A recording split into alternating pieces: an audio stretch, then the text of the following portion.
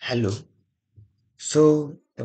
We are going to see the next part, that is our chapter, gravitation. The center of mass of an object is the point inside or outside the object at which the total mass of the object can be assumed to be concentrated. The center of mass of a spherical object having uniform density is at its geometrical center. The center of mass of any object having uniform density is at its centroid. So here is the too much important concept as we can see. तो यहाँ पर the centre of mass of an object is the point inside और outside the object at which the total mass of an object is assume to be concentrated. यानी जो centre of मास होता है किसी भी ऑब्जेक्ट का, या तो वो एक ऐसे पॉइंट पर मतलब अट्रैक्ट होगा कि जहां पर उसका पूरा मास उस पूरे ऑब्जेक्ट का वहां पर हमें पता चलेगा। तो the centre of mass of a spherical object, यानी जो भी ऑब्जेक्ट स्पेरिकल शेप्ड के है और उनकी यूनिफॉर्म डेंसिटी है, तो उनका सेंटर ऑफ मास उनके ज्योमेट्रिक सेंटर पे होता है। सपोज हमारे पास सर्कल है, तो सर्कल एक स्पेरिकल शेप में है और उसकी यूनिफॉर्म डेंसिटी है। तो उसका मतलब यदि हम उसका सेंटर ऑफ मास कैलकुलेट करेंगे तो सेंटर ऑफ मास उसके सेंटर पे आएगा। यानी सेंटर ऑफ मास एक ऐसा पॉइंट होता है जहां पर हम उस ऑब्जेक्ट के टोटल मास जो है तो उसको हम कॉन्सेंट्रेट कर सकते हैं। The center of mass of spherical object having uniform density is at its geometrical center. The center of mass of any object having uniform density is at its centroid. मतलब ऐसे ऑब्जेक्ट जिनकी सिर्फ uniform density है, यानी वो spherical shape में नहीं है, कौन से भी शेप में हो और उसकी यूनिफॉर्म डेंसिटी अगर होंगी तो उसका सेंटर ऑफ मास जो होगा वो सेंट्रोइड पे होगा। तो why did Newton assume inverse square dependence on distance in his law of gravitation? He was helped by the Kepler's third law in this as shown below. तो न्यूटन ने ऐसा क्या अज्यूम किया जो उसको एक इनवर्स स्क्वायर लॉ जो कि डिस्टेंस पे है लॉ ऑफ ग्रेविटेशन के, तो वो उसने प्रपोज किया। तो he was help by the Kepler's third law in this as shown below. तो देखते हैं uniform circular motion, magnitude of the centripetal force. Consider an object moving in a circle with constant speed. We have seen earlier that such a motion is possible only when the object is constantly acted upon by a force directed towards the center of the circle. This force is called as the centripetal force. तो जैसा कि हमने पहले भी देखा है कि centripetal force is the force which is acting towards the center of the circle. If m is the mass of the object, v is its speed, and r is the radius of the circle, then it can be shown that it is the force equal to F is equals to mv square upon r. That is, this equation is derived as we are going to see below how this equation has arrived.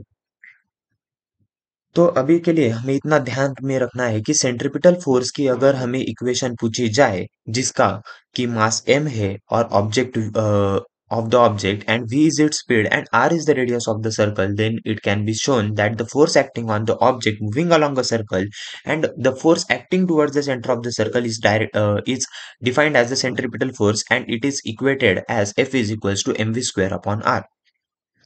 So, if a planet is revolving around the sun in a circular orbit in uniform circular motion, then the centripetal force acting on the planet towards the sun must be F is equals to mv square by r. साधारण सी बात है कि यदि हम assume कर रहे हैं, यानी हमने पहले एक एक्सपेरिमेंट देखा है, उसमें एक स्ट्रिंग को एक स्टोन टाई किया जाता है एक एंड पे, और उस स्ट्रिंग को अगर हम घुमाते हैं एक सर्कुलर मोशन में, तो जो फोर्स वो स्ट्रिंग के inside towards the centre act होता है, वो सेंट्रीपिटल फोर्स, और उसे हम डिनोट करते हैं F is equal to mv square by r से। तो क्या जो प्लैनेट सन के अराउंड रिवॉल्व कर रहे हैं, तो उनके ऊपर भी सेम फोर्स एक्ट होता है? जैसा कि हमने यूनिवर्सल लॉ ऑफ ग्रेविटेशन में देखा था कि there must be a force acting on each and every object which is present in the universe. तो उसी के वजह से यहाँ पर जो सेंट्रीपिटल फोर्स है, यानी कंसेप्ट तो सेम है, यानी जो स्ट्रिंग पर जो फोर्स लग रहा था सेंटर के टुवर्ड्स, वो भी सेंट्रीपिटल फोर्स है, और प्लैनेट जो रिवॉल्व कर रहा है सन के अराउंड, तो उस पे भी सेंट्रीपिटल फोर्स एक्ट हो रहा है। तो सेम इक्वेशन भी हम यहाँ पर ले सकते हैं, F is equal to m v square upon r, where m is the mass of the planet, v is its speed and r is its distance from the sun। तो हमें ये फॉर्मूला तो हमें पता ही है, speed is equal to distance travelled upon time taken. ये तो हमने लोअर क्लासेस में भी पढ़ा है। Speed is equal to distance travelled upon time taken. The speed of a planet can be expressed in terms of the period of revolution T as follows. तो ये देखने से पहले हम समझ लेते हैं कि स्पीड जो है the distance travelled upon time taken, यानी जो स्पीड होती है, या हमारे पास हमने दो टर्म पढ़ी थी, हमें एक बेसिक मतलब सारे जो जो कंसेप्ट आ रहे हैं वो हमें फिक्स करते चले जाना है। यानी स्पीड और वेलोसिटी में क्या डिफरेंस है? तो स्पीड जो होती है वो total distance travelled upon time taken, that is means the path which is taken by, हमारे पास दो टर्म होती है, डिस्टेंस और डिस्प्लेसमेंट। डिस्टेंस क्या लेते हैं हम? Distance is the path which is actually travelled by the object, और displacement is the shortest path, shortest distance from the starting to the ending point of the object. मतलब जो motion perform करने वाला है ऑब्जेक्ट, तो उसका starting और ending point का जो सबसे मिनिमम डिस्टेंस होगा, तो वो डिस्प्लेसमेंट है। और डिस्टेंस है जो कि एक्चुअल पाथ वो ऑब्जेक्ट ने ट्रेवल किया है स्टार्टिंग पॉइंट से लेके डेस्टिनेशन पॉइंट तक। तो स्पीड क्या है? तो स्पीड में हम यहाँ पर देख सकते हैं कि यहाँ पर है distance travelled upon time taken. The distance travelled by the planet in one revolution perimeter of the orbit, और हमें पता है कि पेरीमीटर ऑफ ऑर्बिट जो कि सर्कुलर, तो perimeter of the circle is 2 pi r. तो r is the distance of the planet from the sun, time taken is equals to period of the revolution t। तो v यहाँ पर जो कि है हमारी स्पीड, तो speed is equals to distance travelled upon time taken, और distance क्या था? जो पेरीमीटर ऑफ द ऑर्बिट था 2 पाई आर, तो यहाँ पर आ गया 2 pi are upon t, that is the time taken. और हमें पता है जो हमने आगे ऊपर इक्वेशन देखी थी, F is equals to m v square upon r, तो F is equals to m v square upon r is equals to m. अभी हमारे पास यहाँ पर आ गया है v, जो कि 2 पाई आर अपॉन टी। तो हम यहाँ पर v के जो वैल्यू है वो यहाँ पर सब्स्टिट्यूट कर देंगे इस फॉर्मूले में, F is equals to m v square upon r which is equals to m into v क्या है? 2 पाई आर अपॉन टी का होल स्क्वायर अपॉन आर। अगर हम ये कैलकुलेट करेंगे तो टू का स्क्वायर 4 हो जाएगा, pi square r square upon T square.